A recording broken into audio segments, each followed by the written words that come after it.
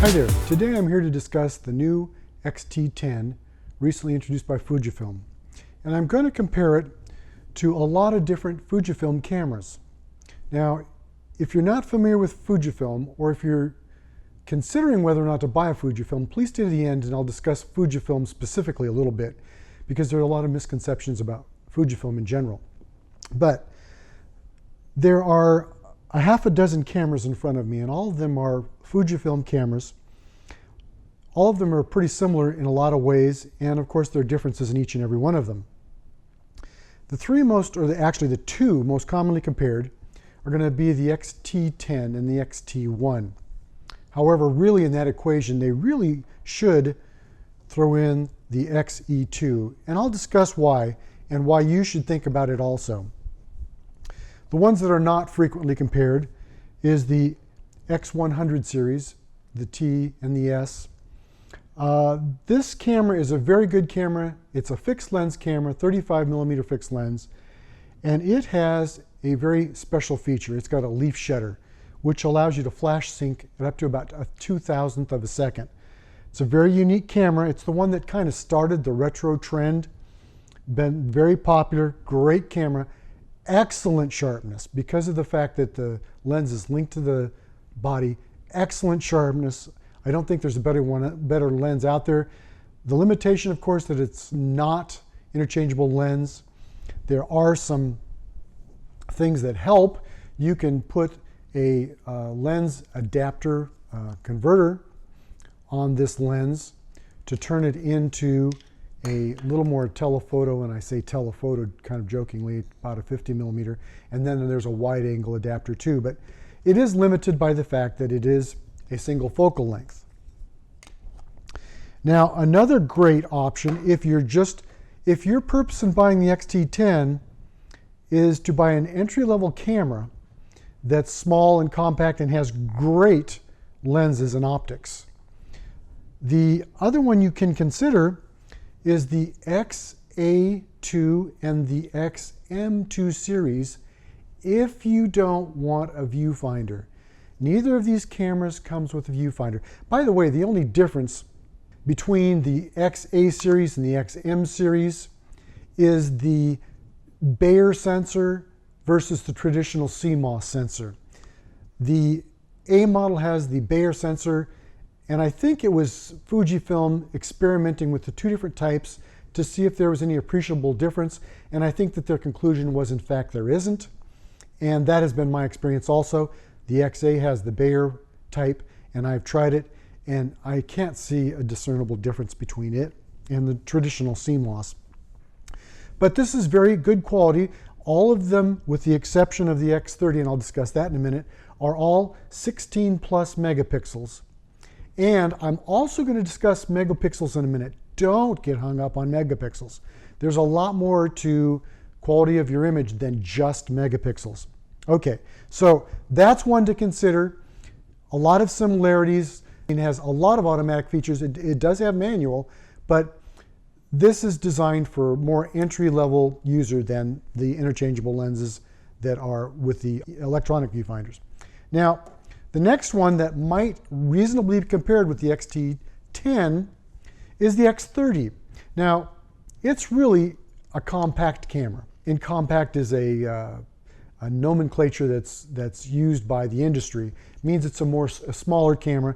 It has a fixed zoom lens. 28 to 112 is what it's called in 35mm equivalent. This has a much smaller sensor than the X-T10. It's only a 2/3 inch sensor, and it has in-body image stabilization, which means that it has stabilized lens through the body.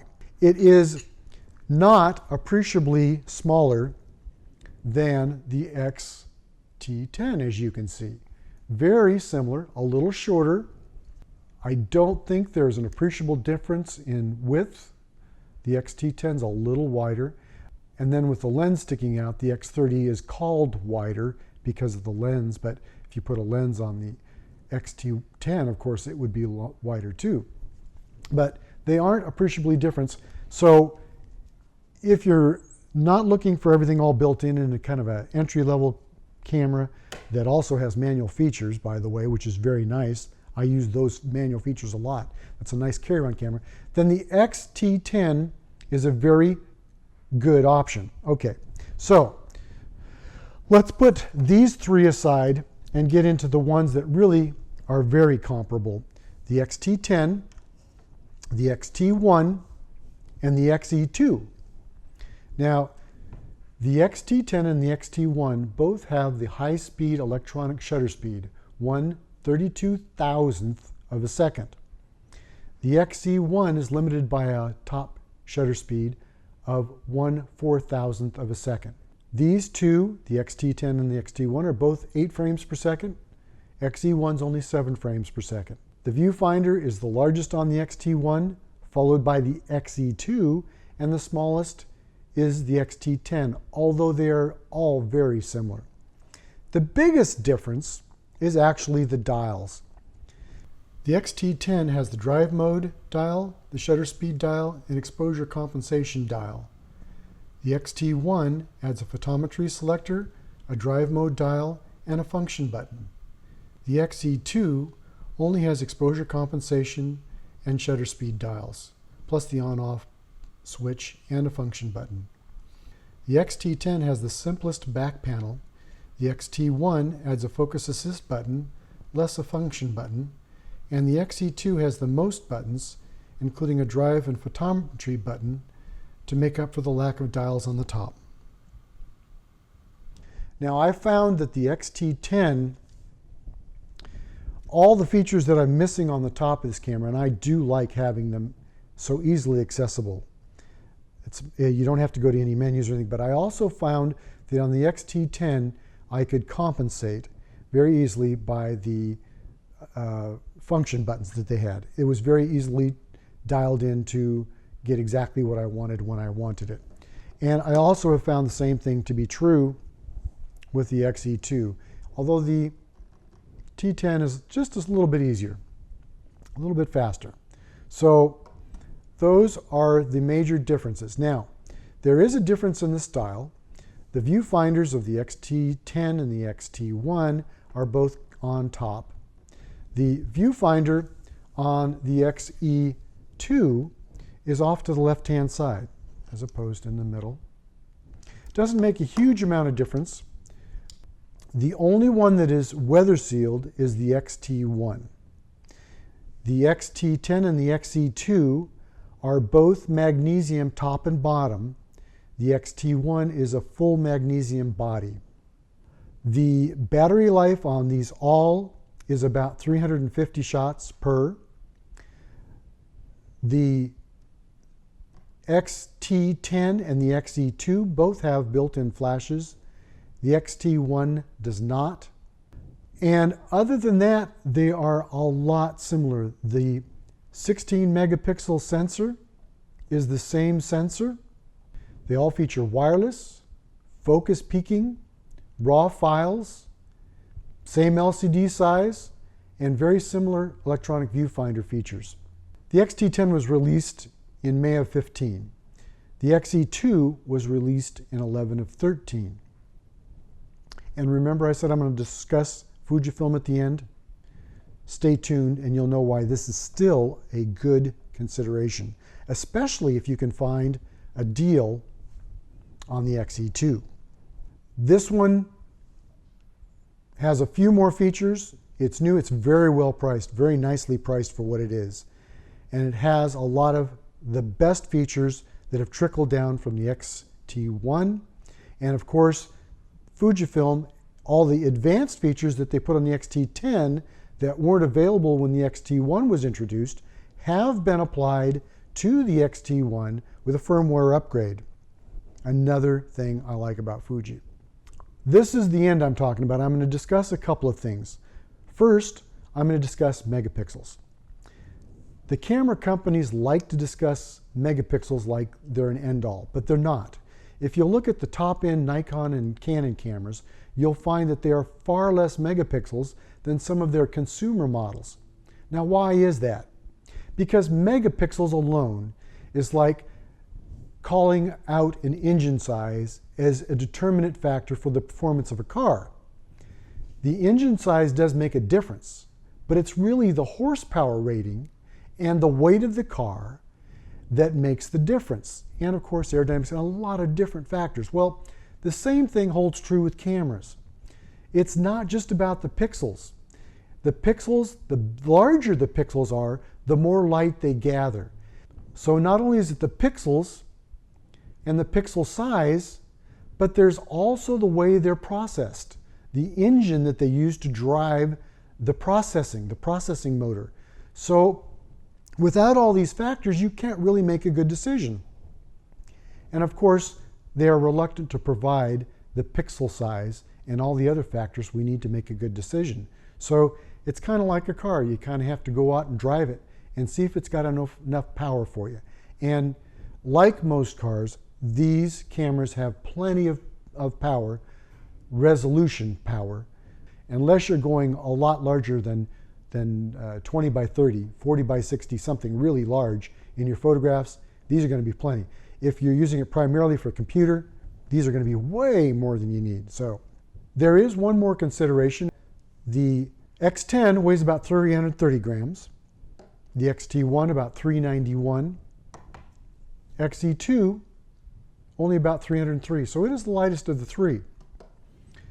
So if you're just going for a light, small package, and you're not going for the fastest lenses that Fujifilm makes, you could make a pretty compact camera with this one and with the X-T10. You're slightly better off, although it's only a few grams, so it's not enough to make a huge consideration. Even the X-T1 is very light. So finally, one of the great things about Fujifilm, when they introduced the X-T10, they introduced a lot of new features with it. And the X-T1 owners were going, well, what about me? And within a few months, even less than that, a few weeks of the introduction of the T10, those features trickled down to the T1 with a firmware upgrade. Well, the X-E2 owners who had purchased their cameras 2 years ago figured, okay, well, that's going to obsolete some of my equipment. Fujifilm announced that they are going to support the X-E2, and with a firmware upgrade, the X-E2 will get most of the features of the newer X-T1 and the X-T10. Well, that makes an over 2-year-old camera almost as good as the brand new camera. So you really have to credit Fujifilm for considering the Pro and for valuing your money. Now, one last thing I want to mention. Let me compare Canon and Nikon, Fuji, and the other cameras I deal with a lot, Panasonic and Olympus, and try and get some sense of an idea of which manufacturer has the most investment in photographic equipment. I'm going to ask you in your own mind, between Canon, Nikon, Fuji, Sony, Panasonic, and Olympus, to guess which companies are the largest and which are the smallest companies and which appear to be better supporting the photographic industry. And I'm going to post it in front of you in just a minute. And I think it may surprise you. Maybe not. But Sony is the largest by far. Panasonic is the next largest. And of course, both Sony and Panasonic are big in TVs and other optical equipment that skews their bottom line. But Canon, Fuji, and Nikon are all, and then Olympus, in that order, are all players too in primarily photographic equipment. All of them make other stuff too, but primarily photographic. Now, the numbers that you're seeing in front of you are just the bottom line, their gross income. I think that you will be very happy with any of these choices. So I hope that helps you. Thanks for joining me.